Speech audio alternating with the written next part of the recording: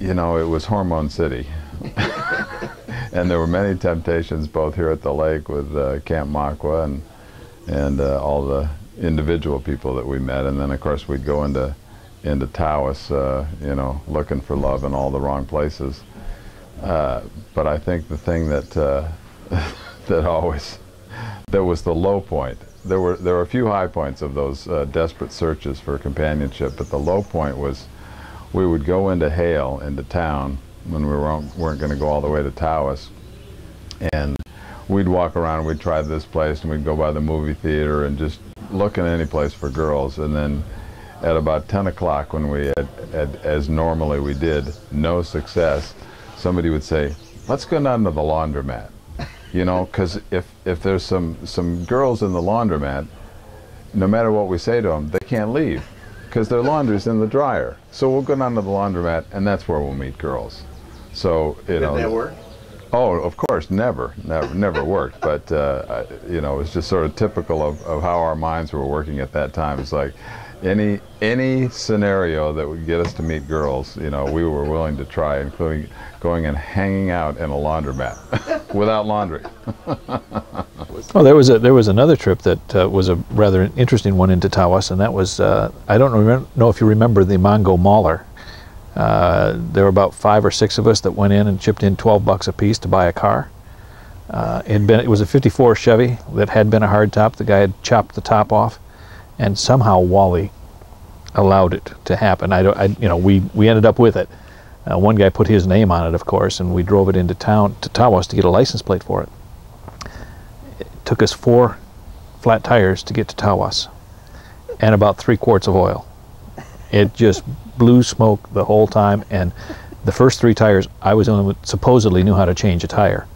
After the 3rd one, I said, I'm not doing it anymore, and we got somebody else to do the last one, but I had to talk them through it. So, interesting trips. Day off story.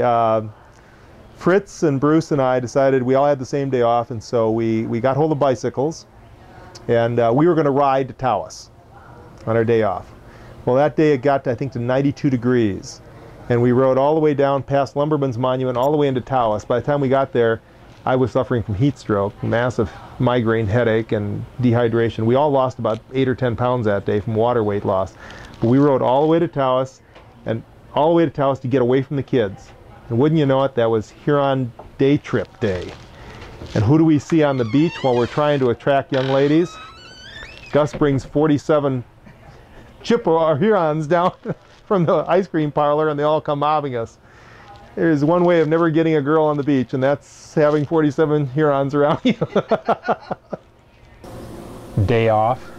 I spent most of my day offs at the farm. I was starting to tell earlier that I was at camp, and I went and lived with the Matthews up on Wickert Road, just west of what's now the golf course.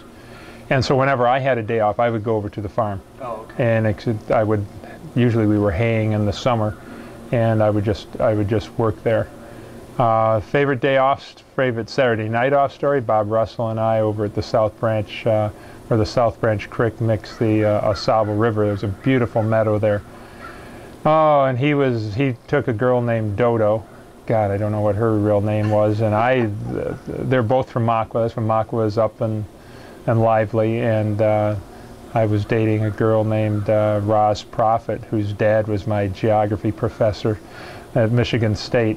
And we went there on a double date, and that's a nice place to go. So I guess that's a good enough day off story. We're talking about driving places that you shouldn't or in ways that you shouldn't. You asked them earlier about favorite day off stories. And mine was with you in your, I don't know if it was a Valiant that you had. And we were back on the 2 tracks, and you were doing about 70 back through these 2 tracks, just flying. Blind corners, you don't know what's up ahead, and he's just whipping. Well, we get to this point where it dead ends. And so he's going to do a quick Starsky and Hutch 3-point turn and goes back into these weeds, and unbeknownst to either of us, there's a huge stump. And it takes his gas tank from like a 15-gallon capacity down to 2 gallons, like immediately. It comes back to me because I just talked about it recently at work. was one night we were having a water fight out on the lake, in the middle of the lake. Ken Evans was on the Lightning, I think it was. And Bruce and I were in a canoe, Bruce Lampella.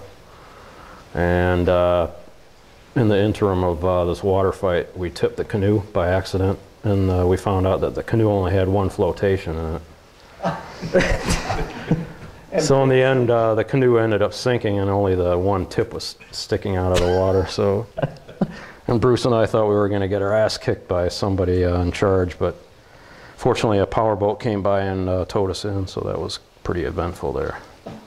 Hitchhiking to Alpena. I was a Huron counselor. I had a CIT, and for some reason we both had the same day off. I'm not sure how that worked, but he had a friend in Alpena, and he said, let's go on up to Alpena and visit him. So we took off. We got to Alpena in very good time. We got 2 rides and we were there.